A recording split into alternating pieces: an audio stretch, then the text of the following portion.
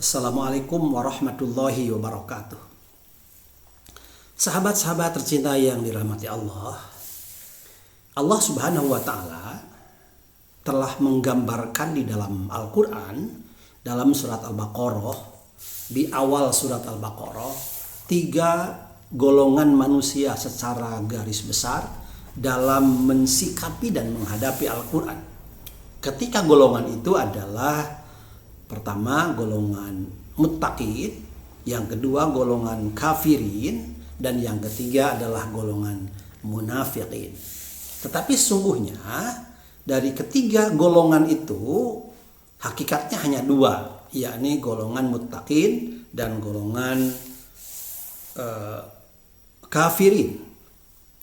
Karena golongan munafikin yang diungkapkan dalam ayat ini sesungguhnya masuk kepada orang-orang kafir. Ketika Allah Subhanahu wa Ta'ala menceritakan tentang sifat atau karakter orang muttaqin, orang yang bertakwa, Allah menggunakan ayat Al-Quran dengan 3 ayat atau 4 ayat begitu. Dari dalikal kitabul la raiba fihi hudal lil muttaqin. Nah, dari situ Allah kemudian menjelaskan tentang sifat orang-orang bertakwa, yakni alladzina yu'minuna bil ghaib, yaitu mereka yang beriman kepada yang gaib, wa yuqimuna shalah, dan mereka yang mendirikan salat, wa mimma razaqnahum yunfiqun, dan mereka menafkahkan sebagian dari rizki yang dianugerahkan oleh Allah kepada mereka. Kemudian ayat selanjutnya, ciri orang yang bertakwa itu walladzina yu'minuna bima unzila ilaika wa ma unzila min qablik wa bil akhirati hum yuqinun, dan mereka yang beriman kepada kitab atau Al-Qur'an yang telah diturunkan kepadamu atau kepada Nabi Muhammad, dan kitab-kitab yang telah diturunkan sebelum Nabi Muhammad, serta mereka yakin akan adanya kehidupan akhirat. Setelah itu Allah kemudian menceritakan tentang golongan orang kafirin. Ternyata untuk menyebut sifat orang-orang kafir Allah hanya membutuhkan 2 ayat, yakni innal ladzina kafaru sawaun alaihim a'angdartahum am lam tungdirhum la yu'minun khatamallahu ala qulubihim wa ala sam'ihim wa ala absarihim ghishawatu wa lahum adzabun adzim. Jadi orang kafir itu, sesungguhnya orang-orang kafir itu sama saja bagi mereka, kamu beri peringatan atau tidak kamu beri peringatan, mereka tidak akan beriman. Dan ayat selanjutnya Allah telah mengunci mati, hati dan pendengaran mereka, dan penglihatan mereka ditutup, dan bagi mereka siksa yang amat berat. Jadi ciri orang muttaqin Allah mengungkapkannya dalam 4 ayat. Ciri orang kafir Allah mengungkapkannya hanya dalam 2 ayat. Setelah itu kemudian Allah menceritakan tentang ciri-ciri orang munafik. Dan ketika menceritakan ciri-ciri orang munafik, Allah Subhanahu wa Ta'ala mengungkapkannya dalam 13 ayat. Jadi ciri-ciri orang muttaqin 4 ayat, ciri-ciri orang kafir 2 ayat, ciri-ciri orang munafikin 13 ayat. Nah, dari sini betapa memberi label kepada seseorang sebagai munafikin itu bukan hal yang mudah. Sulit sekali. Dan menghadapi orang munafikin jauh lebih sulit dibanding dengan menghadapi orang kafir. Karena orang kafir itu jelas kekafirannya. Tetapi orang munafik tidak jelas kekafirannya. Justru yang kelihatan adalah bahwa dia muslim padahal dia membenci Islam. Jadi orang munafik itu musuh dalam selimut. Orang munafik itu pagar makan tanaman. Pantas Rasulullah SAW dalam menghadapi seorang munafik yang bernama Abdullah bin Salul mendapat teguran dari Allah Subhanahu wa taala di akhir hidup atau pada saat kematian Abdullah bin Ubay bin Salul. Sahabat-sahabat tercinta yang dirahmati Allah, orang munafik itu ada dua. Pertama ada munafik amali dan yang kedua ada munafik i'tiqadi. Yang dimaksud munafik amali adalah bahwa seorang muslim, berarti seorang yang beragama Islam, seorang mukmin yang perilakunya ada ciri-ciri perilaku orang munafik. Sebagaimana dalam hadis, ayatul munafiki salasun, idza hadasa kadzaba wa idza wa'ada akhlafa wa idza tumina khona.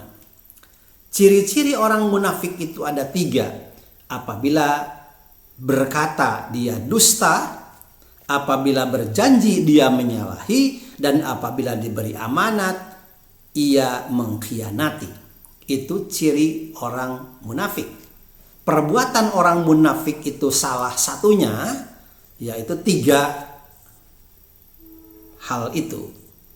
Nah, berarti orang yang munafik amali, ya kita juga mungkin karena kita memang mukmin muslim, tapi ada perbuatan orang munafik. Contoh seorang muslim yang apabila dia berkata berdusta. Seorang muslim yang ketika dia berjanji dia menyalahi atau tidak menepati janjinya, ingkar janji. Seorang muslim ketika dia diberi amanah, pada kereta, ketika dia diberi amanah tapi dia mengkhianati amanah tersebut. Nah, banyak orang yang muslim atau mukmin seperti itu. Itu munafiknya munafik amali. Tapi yang kedua ada munafik i'tiqadi. Munafik i'tiqadi itu i'tikadnya, keyakinannya dia kafir. Tetapi perilakunya dalam kehidupan kesehariannya menunjukkan persis seperti seorang muslim. Nah, berarti dia sesungguhnya kafir karena keimanan itu letaknya di hati. Tetapi ke permukaan berbentuk perilaku, si kafir itu persis seperti Islam. Nah, orang Islam yang benar-benar Islam juga melihat bahwa dia itu ya Islam. Karena apa? Karena perilaku yang terlihat. Jadi seorang munafik i'tiqadi itu dia kafir tapi dia sholat. Seorang munafik i'tiqadi itu dia kafir tetapi dia puasa. Seorang yang munafik i'tiqadi itu dia kafir tapi ia melakukan pekerjaan-pekerjaan, perbuatan-perbuatan yang sama dengan umat Islam yang lainnya. Nah, tentu dalam kondisi seperti ini, siapapun, umpamanya di tengah-tengah kita ada orang yang berperilaku Islam tetapi hatinya kafir, kita tidak bisa mengklaimnya, tidak bisa menilainya. Karena memang kekafirannya bersembunyi ada dalam hati dan keyakinannya. Sementara kita menilai seseorang itu dohirnya.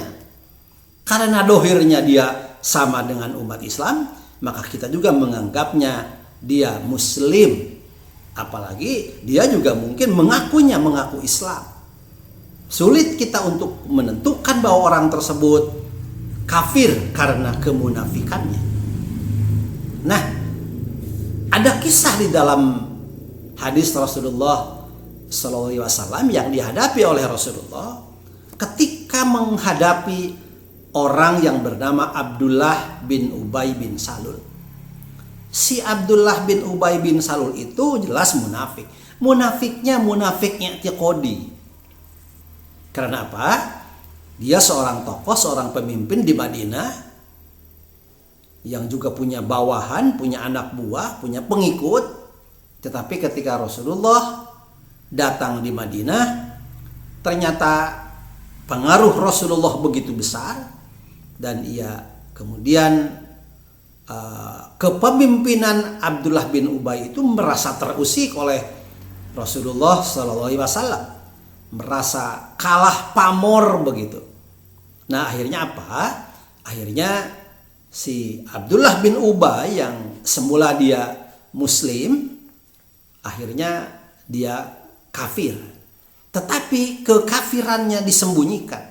Ia tetap menunjukkan seperti seorang muslim. Padahal nun jauh di hatinya ketika mereka bersama-sama dengan orang-orang munafik, dia betul-betul membenci Islam, betul-betul membenci Rasulullah Sallallahu Alaihi Wasallam. Nah, Rasulullah Sallallahu Alaihi Wasallam juga menghadapi orang munafik seperti Abdullah bin Salul begitu sulitnya. Bagaimana tidak? Karena keseharian Abdullah bin Ubay bin Salul ya benar-benar seperti seorang muslim. Padahal nun jauh di hatinya dia memusuhi Islam karena hakikatnya dia itu kafir.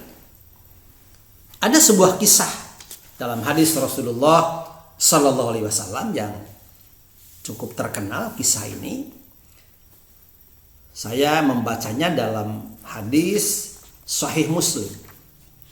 Dalam hadis Sahih Muslim di sini diceritakan An Ibnu Umar radhiyallahu anhu, hadis dari Ibnu Umar radhiyallahu anhuma, lamma tuwfiya Abdullah bin Ubay bin Salul, ketika meninggal, ketika wafat, ketika kematian Abdullah bin Ubay bin Salul, jaa ibnuhu Abdullah bin Abdillah ila Rasulillah. Anaknya Abdullah bin Ubay yang bernama Abdullah juga. Jadi Abdullah bin Ubay bin Salul itu gembong munafiknya. Dia punya anak, namanya juga Abdullah. Nah, si Abdullah, anaknya Abdullah bin Ubay itu, ketika bapaknya si munafik itu mati, kemudian ia datang kepada Rasulullah. Abdullah datang kepada Rasulullah. Ya Rasulullah, bapak saya Abdullah bin Ubay bin Salul mati. Dan saya berharap, saya minta baju gamis engkau ya Rasul untuk saya gunakan sebagai kain kafan ayahku. Coba, Abdullah anaknya yang konon katanya Abdullah ini tidak munafik, tapi dia menginginkan ayahnya selamat juga, walaupun sesungguhnya si ayahnya itu betul-betul munafik. Sampai berani Abdullah datang kepada Rasulullah meminta baju gamis untuk kain kafan ayahnya. Dan ternyata apa yang terjadi? Rasulullah Sallallahu Alaihi Wasallam memberikan baju gamisnya kepada Abdullah. Nih Abdullah, baju gamis saya untuk digunakan sebagai kain kafan. Fasa'alahu, maka Abdullah memintanya ayyutiyahu qamisahu, untuk diberikan baju gamisnya, ayyukfana fihi abahu, untuk mengkafani ayahnya. Fa'atohu, Rasulullah kemudian memberikan baju gamis itu. Setelah diberi baju gamis itu, summa sa'alahu ayyusalliya alaihi, permintaannya tambah. Kata Abdullah, wahai Rasulullah, ya mungkin bahasa kita, terima kasih dengan baju gamis yang akan saya gunakan untuk mengkafani ayah saya. Tapi saya mohon engkau ya Rasulullah mensalatkan ayahku. Jadi minta kepada Rasulullah supaya jenazah Abdullah bin Ubay sang munafik itu disalati oleh Rasulullah sallallahu alaihi wasallam. Faqama Rasulullah sallallahu alaihi wasallam liyusalliya alaihi. Maka kemudian Rasulullah SAW berdiri untuk mensalatkan Abdullah bin Ubay bin Salul sang munafik. Faqama Umar radhiyallahu anhu. Maka kemudian ketika Rasulullah akan menyalatkan Abdullah bin Ubay, Umar bin Khattab sahabat Rasulullah yang terkenal tegas itu, yang terkenal keras itu, kemudian ia berdiri. Fa'akhadha bisawbi Rasulillah sallallahu alaihi wasallam. Maka kemudian Umar bin Khattab menarik baju Rasulullah sallallahu alaihi wasallam. Ditariknya baju Rasulullah. Faqala, kemudian ia berkata kepada Rasulullah, "Ya Rasulullah, atusalli alaihi wa qad nahakallahu an tusalli alaihi." Apakah engkau akan mensalatkan Abdullah bin Ubay bin Salul padahal Allah telah melarangmu untuk mensalatkannya? Jadi Umar bin Khattab menarik baju Rasulullah dan mengatakan bahwa apakah engkau akan mensalatkan sang munafik padahal Allah sudah melarang agar tidak menyalatkan orang munafik. Tapi Masya Allah, inilah yang saya katakan sulitnya menghadapi orang munafik. Faqala Rasulullah sallallahu alaihi wasallam. Rasulullah kemudian bersabda, "Innama khayyarani Allahu azza wa jalla." Wahai Umar, Allah telah memilihku sebagai seorang utusan, sebagai seorang rasul. Faqala, Allah telah berfirman, "Istaghfir lahum aw la tastaghfir lahum. In tastaghfir lahum sab'ina marratan fala yaghfirullahu lahum." At-Taubah ayat 80. Yang artinya, kamu memohonkan ampun bagi orang-orang munafik atau tidak kamu mohonkan ampun bagi mereka adalah sama saja. Kendati kamu memohonkan ampun bagi mereka 70 kali, maka Allah sekali-kali tidak akan memberikan ampun kepada mereka. Ayat ini kata Rasulullah adalah merupakan pilihan. Pilihan bagi saya, kata Rasul, apakah akan mengampunkan, akan memohon ampun untuk Abdullah bin Ubay bin Salul atau tidak memohonkan ampun. Dengan kata lain, memohonkan ampun boleh, tidak memohonkan ampun boleh. Ayat itu kemudian mengatakan, "In tastaghfir lahum sab'ina marratan fala yaghfirullahu lahum." Apabila engkau meminta ampun untuk Abdullah bin Ubay sang munafik 70 kali, maka Allah tidak akan mengampuninya. Tapi kemudian kata Rasulullah, itu sebuah pilihan. Kalau saya ingin memintakan ampun untuk Abdullah bin Ubay bin Salul lebih dari 70 kali, 75, 80, 90, boleh, kata Rasulullah, memintakan ampun karena ini merupakan pilihan supaya dosa-dosa Abdullah bin Ubay bin Salul diampuni oleh Allah. Karena apa?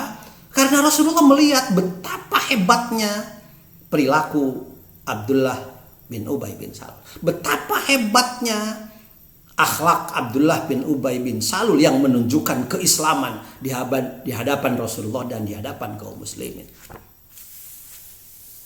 Akhirnya apa? Karena Rasulullah dengan pilihan itu tetap akan mensalatkan Abdullah bin Ubay bin Salul. Wa sa'azidu ala sab'ina, maka aku akan nambah, katanya. Minta ampun untuk Abdullah bin Ubay akan ditambah. Kalau dalam ayat itu 70 kali, maka saya akan menambahnya lebih dari 70 kali. Qala Umar bin Khattab kemudian berkata, "Innahu munafiq." Sesungguhnya Abdullah bin Ubay bin Salul itu munafik. Apa kemudian yang terjadi? Fasalla alaihi Rasulullah sallallahu alaihi wasallam.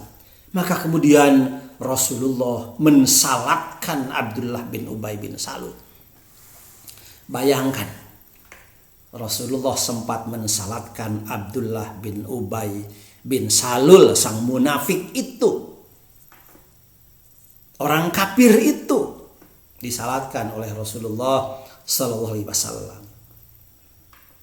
Akhirnya apa? Fa'anzalallahu azza wa jalla, setelah selesai mensalatkan Abdullah bin Ubay bin Salul, maka turunlah Al-Quran, surat Taubah, At-Taubah ayat 84. Allah berfirman, wala tusalli ala ahadim minhum mata abada wala takum ala qabri.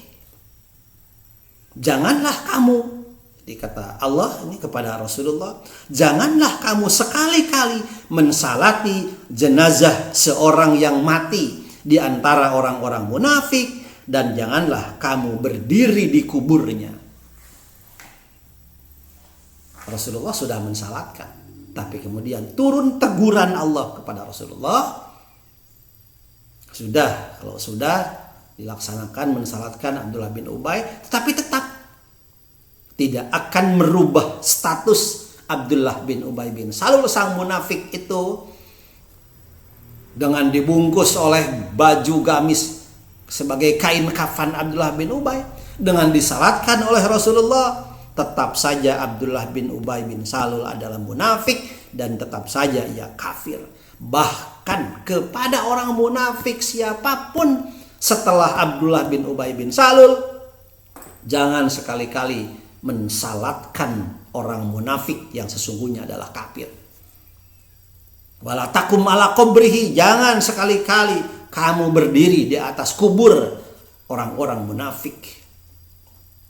Masya Allah, kita sekarang yang bukan nabi aja sulit menentukan seseorang yang munafik sehingga tetap pada akhir hayatnya disalatkan. Kalau tidak ada teguran dari Allah Subhanahu wa taala, maka mungkin siapapun akan mensalatkan jenazah orang munafik. Dan sekarang sulitnya adalah kita menentukan si anu munafik. Yang saya maksud adalah munafik i'tiqadi, bukan munafik amali. Si A munafik, si B munafik, yang sesungguhnya ketika menyebut munafik dia kafir. Padahal sehari-harinya kita melihat orang tersebut seperti cinta kepada Islam, padahal hatinya adalah musuh Islam, musuh umat Islam. Yang dalam Al-Quran, wa idza khalau ila syayatinihim qalu innama nahnu mustahzi'un. Itu sifat orang munafik itu. Ketika bersama orang-orang yang beriman, wa idza laqul ladina amanu qalu amanna. Apabila bareng-bareng dengan orang yang beriman, si munafik itu bersama-sama dengan orang Islam, qalu amanna, kami beriman seperti kalian juga, kami muslim seperti kalian juga, jadi kita ini teman, kita ini sahabat. Padahal ketika ngomong begitu, dalam hatinya dia membenci Islam, membenci umat Islam, dan ingin menghancurkan Islam, ingin menghancurkan umat Islam. Wa idza khalau ila syayatinihim, apabila orang munafik itu kembali kepada pemimpin-pemimpinnya yang sama-sama munafik, qalu inna ma'akum, mereka mengatakan kami bersama kalian wahai orang-orang yang munafik sama dengan saya. Dia berkata begitu. Adapun kemarin saya bareng-bareng dengan umat Islam, seperti bersahabat dengan umat Islam, innama nahnu mustahzi'un, saya hanya mengolok-olok mereka, kami hanya mengolok-olok mereka, kami hanya ingin menghinakan mereka. Coba, Masya Allah, ketika orang munafik bareng dengan muslim sejati, maka mereka sesungguhnya hanya mengolok-olok. Apa mengolok-olok itu? Mempermainkan kita.